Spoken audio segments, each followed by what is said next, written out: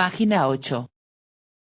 Lo inconsciente en la vida psíquica normal y patológica, por C.G. Jung. Capítulo 1. 1.0. Los comienzos del psicoanálisis. Como todas las ciencias, también la psicología ha pasado por una época escolástico-filosófica, que en parte todavía llega hasta el presente. A esta clase de psicología filosófica puede hacérsele el reparo de que decide ex cátedra cómo el alma ha de estar acondicionada y qué propiedades le convienen en esta y en la otra vida. El espíritu de la moderna investigación ha dado al traste con estas fantasías y ha introducido en su lugar un método empírico exacto. Así ha nacido la actual psicología experimental o psicofisiología, como los franceses la llaman. El padre de esta tendencia fue el espíritu dualista de Fechner, que con su psicofísica, 1860, corrió la aventura de aplicar orientaciones físicas a la interpretación de fenómenos psíquicos. Este pensamiento fue muy fecundo. Contemporáneo, más joven, de Fechner y, bien podemos afirmarlo, completador de su obra, fue Jung, cuya gran erudición, capacidad de trabajo e inventiva para los métodos de investigación experimental, han creado la dirección de la psicología actualmente en vigor. La psicología experimental fue, por decirlo así, hasta los últimos tiempos, esencialmente académica. El primer ensayo serio de utilizar, por lo menos, uno de sus muchos métodos experimentales para la psicología práctica, procedió de los psiquiatras de la antigua escuela de Heidelberg, Kraepelin, Aschaffenburg, etc., pues, como se comprende, el médico de las almas siente la urgente necesidad de conocer exactamente los procesos psíquicos. En segundo término, fue la pedagogía la que recurrió a la psicología. Así ha resultado modernamente una pedagogía experimental, en la que se han distinguido, en Alemania particularmente, Meumann, y en Francia, Binet. El médico, el llamado neurólogo, necesita con apremio conocimientos psicológicos, si ha de ser efectivamente útil a sus enfermos nerviosos, pues los trastornos nerviosos, y desde luego todo lo que se conoce con el nombre de nerviosismo, histeria, etc., son de origen anímico, y exigen, como es lógico, tratamiento anímico. El agua fría, la luz, el aire, la electricidad, etc., obran pasajeramente y, en muchos casos, ni aún obran en absoluto. Con frecuencia son indignos artificios, calculados solamente para un efecto sugestivo. Pero donde el enfermo padece es en el alma y aún en las más complicadas y altas funciones del alma, que apenas se atreve nadie a situar en la esfera de la medicina. Así, pues, el médico ha de ser también psicólogo, es decir, conocedor del alma humana. No puede el médico desentenderse de esta necesidad. Naturalmente recurre a la psicología porque su manual de psiquiatría nada le dice sobre el particular. Pero la psicología experimental de hoy está muy lejos de ilustrarle de una manera comprensiva sobre los procesos prácticamente más importantes del alma. Su objeto es, efectivamente, otro distinto. La psicología trata de aislar y estudiar aisladamente los procesos más sencillos y elementales posibles, que se hallan en la frontera de lo fisiológico. No acoge lo infinitamente variable y movedizo de la vida individual del espíritu, por eso sus conocimientos y datos son, en lo esencial, detalles y carecen de cohesión armónica. Quien desee, por lo tanto, conocer el alma humana, no podrá aprender nada, o casi nada, de la psicología experimental.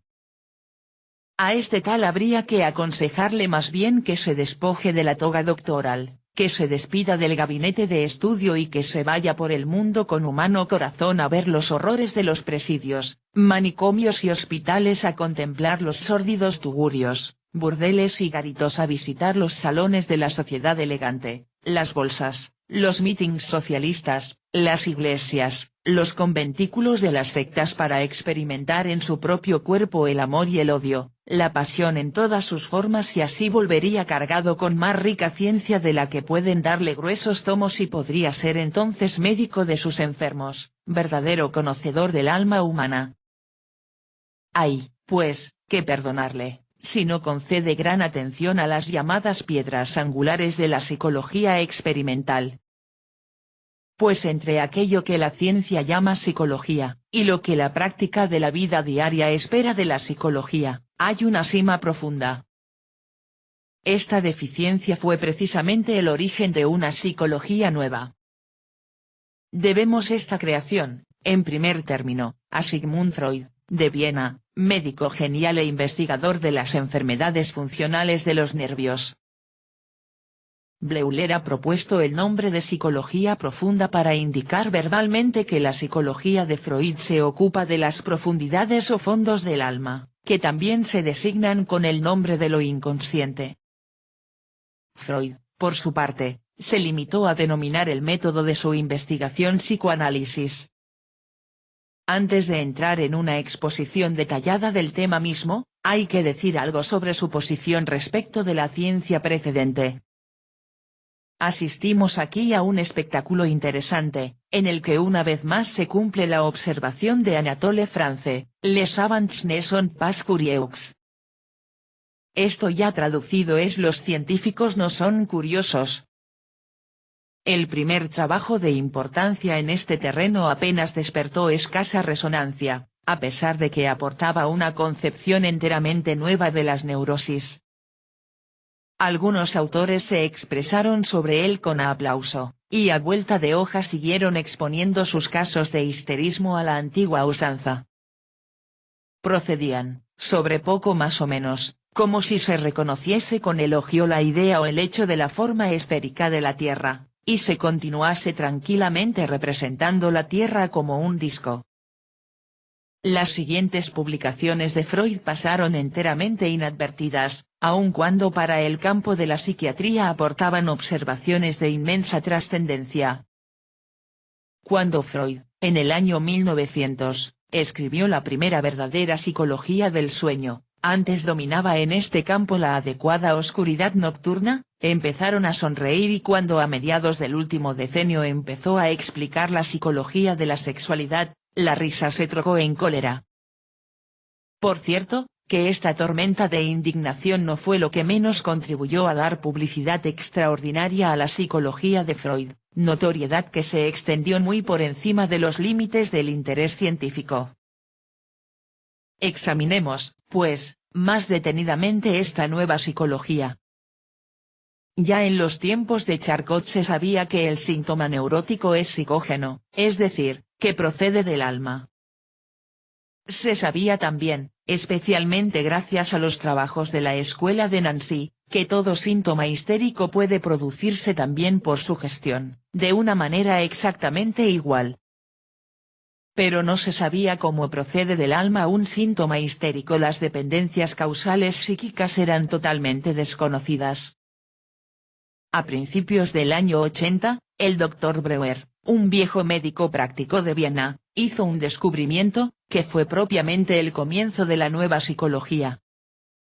Tenía una joven enferma, muy inteligente, que sufría de histeria, entre otros con los siguientes síntomas: padecía una paralización espástica, rígida, del brazo derecho, sufría de cuando en cuando ausencias o estados de delirio, también había perdido la facultad del habla, en el sentido de que no disponía ya del conocimiento de su lengua materna, sino que solamente podía expresarse en inglés, la llamada afasia sistemática. Pretendíase a la sazón, y aún se pretende, establecer teorías anatómicas de estas perturbaciones, aun cuando en las localizaciones cerebrales de la función braquial no existía perturbación alguna, como no existe en el centro correspondiente de un hombre normal. La sintomatología de la histeria está llena de imposibilidades anatómicas. Una señora que había perdido completamente el oído por una afección histérica, solía cantar con frecuencia. Una vez, mientras la paciente entonaba una canción, Su médico se puso disimuladamente al piano y la acompañó con suavidad en la transición de una estrofa a otra. Cambió de repente el tono, y la enferma, sin advertirlo, siguió cantando en el nuevo tono. Por lo tanto, la enferma oye y no oye. Las distintas formas de ceguera sistemática ofrecen fenómenos parecidos. Un hombre padece una ceguera completa histérica. En el curso del tratamiento recobra su facultad visual, pero al principio y durante largo tiempo, solo parcialmente lo ve todo, excepto las cabezas de los hombres. Ve, por consiguiente, a las personas que le rodean, sin cabeza. Por lo tanto, ve y no ve. Después de una gran cantidad de experiencias semejantes se llegó, hace ya mucho tiempo, a la conclusión de que solo la conciencia de los enfermos es la que no ve y no oye, pero que la función sensorial se halla en perfecto estado. Esta realidad se opone abiertamente a la existencia de una perturbación orgánica, que siempre acarrea esencialmente el padecimiento de la función misma. Volvamos, después de esta digresión, al caso de Breuer. No existían causas orgánicas de la perturbación, por lo tanto, el caso debía ser interpretado como histérico, es decir, psicógeno. Breuer había observado que, cuando hallándose la paciente en estados artificiales o espontáneos de delirio, la inducía a contar las fantasías o reminiscencias que se le iban ocurriendo, su estado se aliviaba luego durante algunas horas. Esta observación la utilizó metódicamente para el tratamiento ulterior. Para este medio curativo, la paciente inventó la frase del talking cure, o jocosamente también chimney sweeping. La paciente había enfermado al cuidar a su padre, mortalmente enfermo. Como se comprende, sus fantasías versaban principalmente sobre aquella época de excitación. Las reminiscencias de aquel tiempo se presentaban en los estados de delirio con fidelidad fotográfica, y con tanta lucidez, hasta el último detalle, que bien puede asegurarse que la memoria en vigilia nunca hubiera podido reproducirlas con igual plasticidad y exactitud. A esta exacerbación de la facultad recordativa, que se presenta no pocas veces en los estados de conciencia reducida, se llama hiperemnesia. Sucedieron cosas muy curiosas. Una de las muchas narraciones era, poco más o menos, como sigue.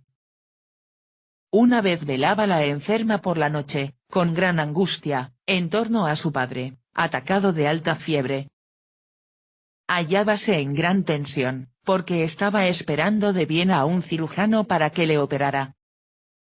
La madre se había alejado por algún tiempo, y Ana, la paciente, se sentó junto a la cama del enfermo con el brazo derecho puesto sobre el respaldo del sillón. Cayó en un estado de semisueño y vio cómo de la pared se acercaba al enfermo una serpiente negra para morderle. Es muy verosímil que en el prado de detrás de la casa hubiera efectivamente algunas serpientes que hubieran asustado ya antes a la muchacha y que ahora proporcionaban el material para la alucinación. Quiso ella apartar el bicho, pero estaba como paralizada. El brazo derecho, colgando sobre el respaldo del sillón, estaba dormido, anestético y parético, y cuando lo miró los dedos se le convirtieron en pequeñas serpientes con calaveras por cabeza. Probablemente hizo esfuerzos por ahuyentar la serpiente con la mano derecha paralizada, y por eso la anestesia y paralización de la misma se asoció con la alucinación de la serpiente. Cuando el reptil desapareció, quiso rezar, en su angustia, pero no encontró idioma, no pudo hablar en ninguno hasta que, por último, dio con un verso infantil inglés, y ya en este idioma pudo continuar y rezar. Esta fue la escena en que se produjo la parálisis y la perturbación en la función verbal. La narración de esta escena tuvo por resultado la desaparición de esa perturbación verbal. Y del mismo modo se consiguió, al parecer, la curación total de la enferma. He de contentarme aquí con este solo ejemplo. En el citado libro de Breuer y Freud se hallará una multitud de ejemplos parecidos. Se comprende que escenas de esta naturaleza han de ser muy activas e impresionantes, por eso se propende a concederles también valor causal en la producción del síntoma. La concepción que entonces dominaba en la teoría del histerismo, la concepción del choque nervioso, nacida en Inglaterra y por Charcot patrocinada enérgicamente, era apropiada para explicar el descubrimiento de Breuer. De aquí resultó la llamada teoría del trauma, según la cual el síntoma histérico, y, en cuanto los síntomas constituyen las enfermedades, la histeria misma, procede de lesiones anímicas, traumata, cuya impresión persevera inconscientemente durante años. Freud, que al principio fue colaborador de Breuer, pudo confirmar ampliamente este descubrimiento. Se demostró que ninguno de los numerosos síntomas histéricos procede de la casualidad, sino que siempre es producido por acontecimientos anímicos. En este sentido, la nueva concepción abría ancho campo al trabajo empírico. Pero el espíritu investigador de Freud no pudo permanecer mucho tiempo en esta superficie, pues ya se le presentaban problemas más hondos y dificultosos. Es evidente que esos momentos de violenta angustia, tales como los que experimentó la paciente de Breuer, pueden dejar una impresión duradera. Pero ¿cómo explicar que se experimenten tales momentos, que al fin y al cabo ostentan claramente el cuño de lo enfermizo? ¿Hubo de producir aquel resultado el angustioso velar al enfermo? En ese caso habrían de suceder con mucha más frecuencia cosas parecidas, pues desgraciadamente es cosa frecuente el atender con angustia muchas veces a los enfermos, y el estado nervioso de la enfermera no siempre está en punto de salud. A este problema hay en medicina una respuesta curiosa, se dice, la X en el cálculo es la disposición, para estas cosas está uno dispuesto. Pero el problema de Freud fue este otro, ¿en qué consiste la disposición? Esta pregunta conducía lógicamente a una investigación de la prehistoria del trauma psíquico. Se ve frecuentemente cómo ciertas escenas incitantes obran de manera muy diversa en distintas personas, o como cosas que para uno son indiferentes y aún agradables, infunden a otro la mayor aversión. Pongamos por ejemplo las ranas, las serpientes, los ratones, los gatos, etc. Hay casos en que mujeres que asisten tranquilamente a operaciones sangrientas, no pueden rozarse con un gato sin temblar de angustia y asco en todos sus miembros. Yo conozco el caso de una joven que cayó en un estado de fuerte histerismo a causa de un susto repentino. Había estado una noche en sociedad, y a eso de las 12 volvía a su casa en compañía de varios conocidos, cuando de repente se precipitó por detrás un coche a trote rápido. Los demás se apartaron, pero ella, constreñida por el miedo, permaneció en medio de la calle y echó a correr delante de los caballos. El cochero restalló el látigo, renegando no consiguió nada. La señora siguió corriendo por la calle abajo, hasta llegar a un puente. Allí la abandonaron las fuerzas, y, para no caer debajo de los caballos, en la suprema desesperación, quiso saltar al río, pero pudo ser contenida por algunos transeúntes. Esta misma señora se encontraba incidentalmente en San Petersburgo, durante el sangriento día 22 de enero, en una calle que precisamente estaban limpiando los soldados a descargas de la ametralladora. A su derecha y a su izquierda caían al suelo los hombres muertos o heridos, pero ella, con la mayor tranquilidad y lucidez de ánimo, acechó la puerta de un patio, por la cual pudo salvarse pasando a otra calle. Momentos tan espantosos no le produjeron la menor pesadumbre. Se encontraba luego perfectamente bien, y aún mejor dispuesta que de ordinario. Comportamiento análogo se observa en principio frecuentemente. De aquí se deduce la necesaria consecuencia de que la intensidad de un trauma posee a todas luces poca importancia patógena, la cual depende más bien de circunstancias especiales. Esto nos da una clave, que puede explicar la disposición. Hemos de hacernos, por lo tanto, esta pregunta: ¿cuáles son las circunstancias especiales que se dan en la escena del coche?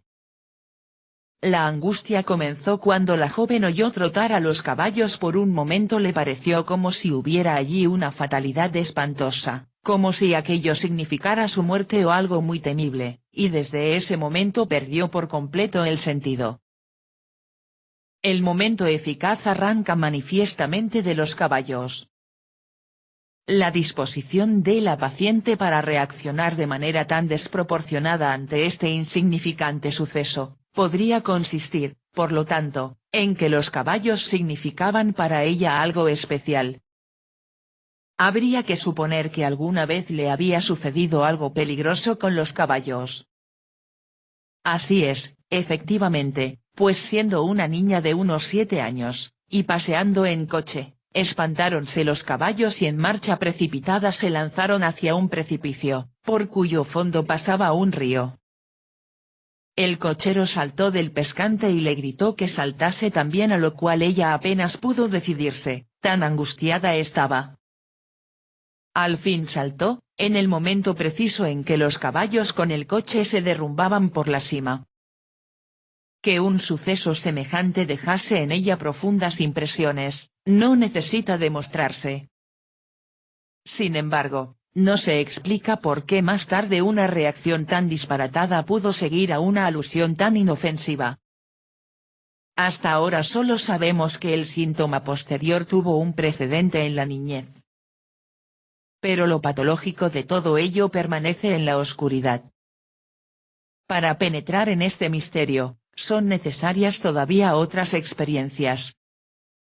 Se ha demostrado, por repetidas pruebas, que en todos los casos sometidos a análisis existía, aparte de los episodios traumáticos, otra clase de perturbación, que no puede designarse de otro modo que como una perturbación en la esfera del amor.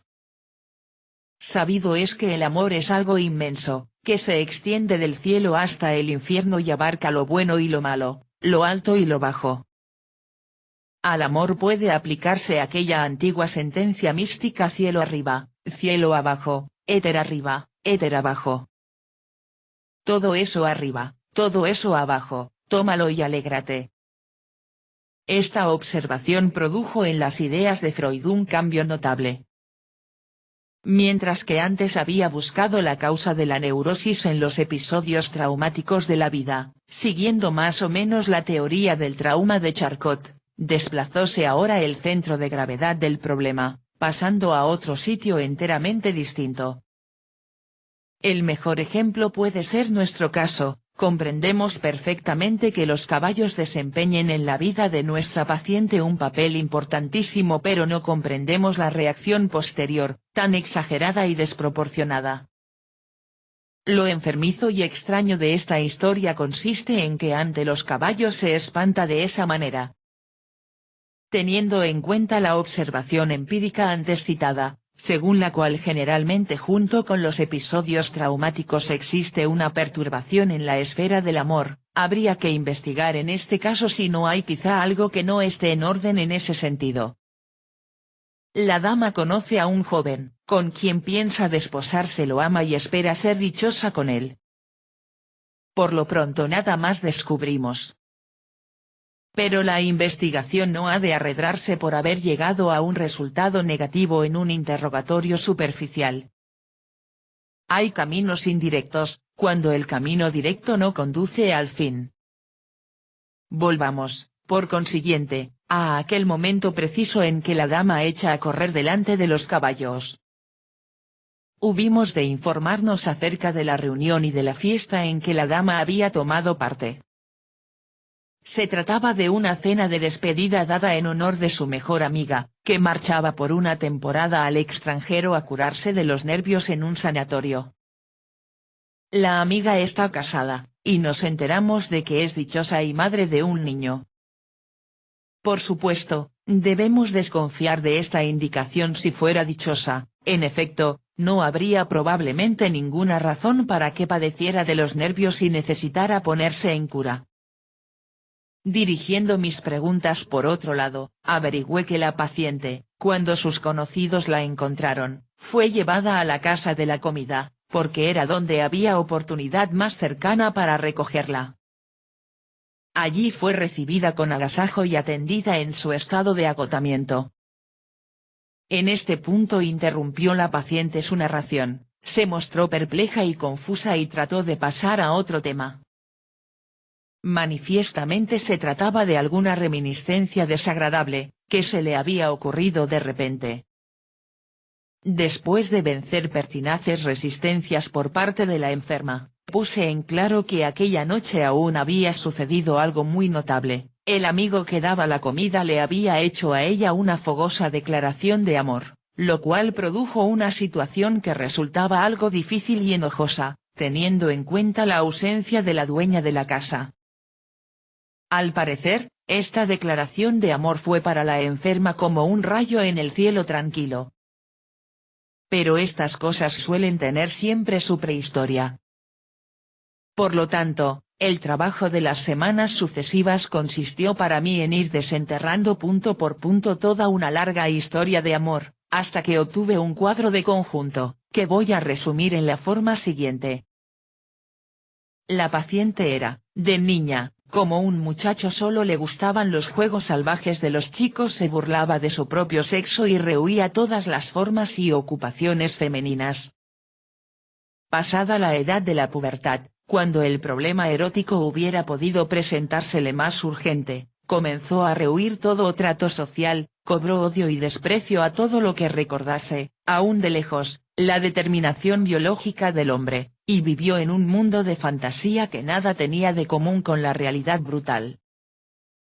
Así fue esquivando, hasta próximamente los 24 años, todas esas pequeñas aventuras, esperanzas e ilusiones que suelen conmover íntimamente a la mujer en esa época. Muchas veces las mujeres son, en este sentido, de una insinceridad maravillosa para consigo mismas y para con el médico. Pero entonces trabó conocimiento con dos señores, que habían de romper los setos de espinas entre los cuales vivía. El señor A era el marido de su mejor amiga a la sazón. El señor B era un amigo soltero del señor A. Ambos le agradaban a ella. Sin embargo, pronto le pareció que el señor B le agradaba extraordinariamente más. Como consecuencia, entablóse pronto una relación más honda entre ella y el señor B, y hasta se hablaba de la posibilidad de un noviazgo. Por su relación con el señor B y por su amiga, estaba también en frecuente comunicación con el señor A, cuya presencia la excitaba muchas veces de una manera inexplicable y la ponía nerviosa. En este tiempo asistió la paciente a una gran reunión de sociedad. Sus amigos estaban también presentes. Ella se había quedado ensimismada y jugaba distraída con su anillo, que de pronto se le escapó de entre las manos y rodó bajo la mesa. Ambos señores se pusieron a buscarlo, y fue el señor B quien lo encontró. Al ponérselo en el dedo, le dirigió una expresiva sonrisa y le dijo, «¿Usted sabe lo que esto significa?». En aquel momento se sintió acometida de un sentimiento extraño e irresistible, se arrancó el anillo del dedo y lo arrojó por la ventana. Con esto se produjo naturalmente una situación momentáneamente violenta, y ella abandonó enseguida la tertulia con profunda desazón. Poco después quiso la llamada casualidad que ella pasara las vacaciones de verano en un balneario, donde también paraban el señor A y la señora A. La señora A comenzó entonces a ponerse visiblemente nerviosa, así que, por inadaptabilidad, hubo de quedarse muchas veces en casa. Nuestra enferma estaba, pues, en situación de salir a pasear sola con el señor A. Una vez se fueron de excursión en un pequeño bote. Ella estaba muy alegre y retozona y cayó de repente por la borda. El señor A logró salvarla, a costa de muchos esfuerzos, pues ella no sabía nadar, y la metió en el bote medio desfallecida. Entonces él la besó. Este romántico suceso estrechó los lazos entre ambos. Pero la enferma no reflexionó de una manera consciente sobre la profundidad de esta pasión, evidentemente porque estaba de antiguo acostumbrada a pasar de largo ante tales impresiones o, mejor dicho, a rehuirlas.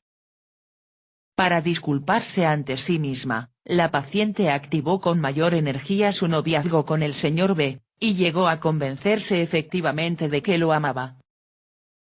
Este juego extraño no había de pasar inadvertido, evidentemente, a la sutil mirada de los celos femeninos. La señora A, su amiga, había penetrado el secreto y se atormentaba, como es de suponer. Con esto creció su nerviosidad. Así llegó a ser necesario que la señora A marchase al extranjero para ponerse en cura. En la fiesta de despedida, el espíritu malo susurró al oído a nuestra enferma: hoy por la noche él está solo y tiene que sucederte algo, para que vayas a su casa. Y así sucedió, en efecto. Merced a su extraía conducta, fue a casa de A y consiguió lo que buscaba. Después de esta explicación, ¿acaso se incline alguno a suponer que solo un refinamiento diabólico pudo inventar y poner por obra semejante cadena de circunstancias?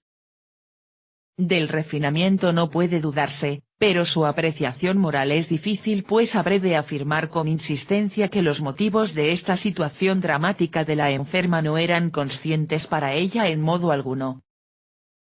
La historia le ocurrió, al parecer, espontáneamente, sin que ella se hubiera formado conciencia de motivo alguno.